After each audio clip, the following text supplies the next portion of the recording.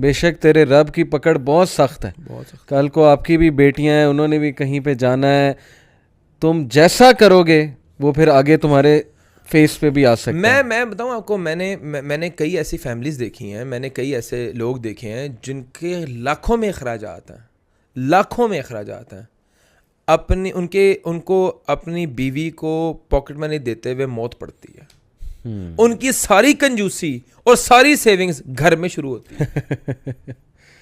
सारी उनकी जो उन्हें जो सेविंग करनी होती है ना, वो घर पे करनी होती है। उनके पास कोई मेहमान आ जाए ना, तो उसके ऊपर वो हज़ारों रुपए खर्च कर देंगे। सही बात, सही। मैं ये समझता हूँ कि दुनिया आपके बाकी तमाम तर ताल्लुकात सेकेंडरी हैं। जिस भी ताल्लुक में जुल्म आ गया, बस उस ताल्लुक का फिर डाउनफॉल। और ये आपको तस्लीम करना पड़ेगा। और मैं ये कहता हूँ कि वो जुल्म है। अगर आपकी बीवी आपसे नाखुश है, वो जुल्म है। एक और बड़ी इम्पोर्टेंट चीज़ जो देखने में आती है, आजकल ना एक ट्रेंड बन गया है कि इन लॉज वाले खर्च कर रहे हैं अपनी बेटी पे, जो लड़की के माँ बाप हैं, लड़के के जो इन लॉज हैं, जैसे बच्चा होने वाला है वो पेरेंट्स के चली जाती हैं, वहाँ पे पेरेंट्स ही उसकी टेक केयर करते हैं, ऑपरेशन भी अगर होना है तो वो भी पेरेंट्स ही देते हैं, मर्द जो है वो चिल कर रहा है बैठ के।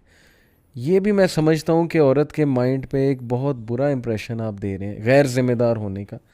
दूसरा, औरतों को भी इतना ज़्यादा ये नहीं सोचना चाहिए। कुछ मैं आपको बताता हूँ मसला क्या, कुछ ख़वातीन की तरफ से अनफॉर्चुनेटली पता है क्या बॉडी लैंग्वेज और इमेज आती है, वो ये आती है कि अगर उन्होंने कोई चीज़ डिमांड की ना शौहर से और वो उसके पास चले जेन्युइनली वो नहीं कर सकता, वो पूरा वसाइल नहीं है, तो वो क्या करती हैं, वो कहती हैं फिर हम अपने पेरेंट्स से ले लेंगे। इससे वो इज़्ज़त नफ्स हर्ट होती है, वो फिर कहता है फिर चलो अब उन्हीं से लो। लेकिन ऑन दी अदर हैंड ऐसे मर्द भी हैं जो देते ही कुछ नहीं है और उसको मजबूरन जो है वो सारा कुछ उन्हें करना पड़ता है। तो मर्द अपनी बीवी को मर्द अपनी बीवी की चीज़ें नहीं पूरी कर पा रहा, उसकी नेसेसिटीज़ नहीं पूरी कर पा रहा, तो वुमेन हैज़ द राइट कि वो अपने वालिदैन से चीज़ें डिमांड कर सकती है। लेकिन फिर मैं ये समझता हूँ कि ये गैरत का तकाजा नहीं, ये गैरतमंद लोगों की निशानी नहीं है कि अपनी बीवियों को किसी और का मोहताज कर दें या उसी को ससुराल वालों का मोहताज कर दें। सही। अपनी बीवी को उसके घर वालों का मोहताज करना एक गैरतमंद मर्द की निशानी नहीं है। आपकी बीवी आपकी रिस्पॉन्सिबिलिटी है, आपने उसका टेक केयर करना है, आपने उसके खुराक के, उसके कपड़ों के, उसकी दीगर चीज़ों के अखराजात आपने बेयर करने हैं। अगर आप बेयर नहीं कर पा रहे, देन वेरी सॉरी टू से आप गैरतमंद मर्द नहीं हैं। जितना मर्जी मुआशरे वाले आपको इज्जतदार समझते हैं, आप बेगैरत हैं। ये बहुत ही मेरा क्लियर स्टांस है। सही है।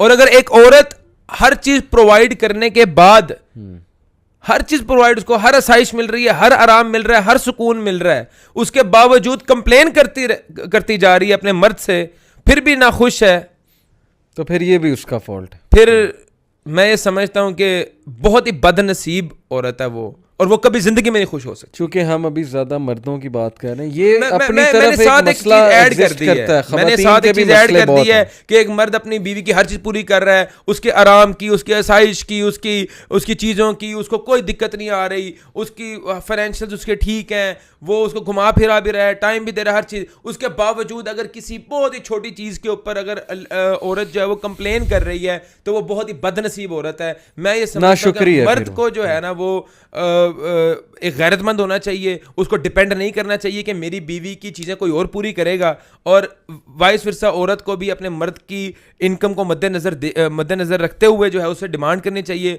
चीज़ों का तकाजा करना चाहिए, और जितनी उसकी हैसियत है उसके मुताबिक खुश रहना चाहिए। और मैं ये समझता हूँ कि मटीरियलिस्टिक आजकल की लड़कियाँ बहुत ज़्यादा हैं, मटीरियलिस्टिक नहीं होना चाहिए, कम पे खुश रहें, अपनी ज़िंदगी को पुरसुकून बनाएं। ये चीज़ों के अंदर खुशियाँ नहीं छुपी हुई, खुशियाँ सुकून में छुपी हुई हैं। आप लोग टाइम स्पेंड करें, आप लोग घूमें फिरें, अच्छा वक्त गुजारें, अपने बच्चों को टाइम दें, बच्चों की तरबियत पे वक्त सर्व करें। मैं ये समझता हूँ यही खुशी का बायस है और कोई चीज़ नहीं है। अगर आपको कपड़े खुशी देते हैं, अगर आपको एक इलेक्ट्रॉनिक्स खुशी देती हैं, गैजेट्स खुशी देते हैं, तो मैं ये समझता हूँ कि आप मटीरियलिस्टिक आपकी अप्रोच है, आपको कभी ज़िंदगी में आप सेटिस्फाई हो ही नहीं सकते। आपको फिर दिल पे अल्लाह ताला की मोहर है कि मेरा मियाँ मुझे टाइम दे रहा है, मेरे लिए बड़ी खुशी की बात है, हम जा रहे हैं, हम लोग 1-2 घंटे साथ स्पेंड कर रहे हैं, वो मेरी टेक केयर कर रहा है, वो मेरी रिस्पेक्ट कर रहा है। ये चीज़ें होनी चाहिए वैल्यूएबल।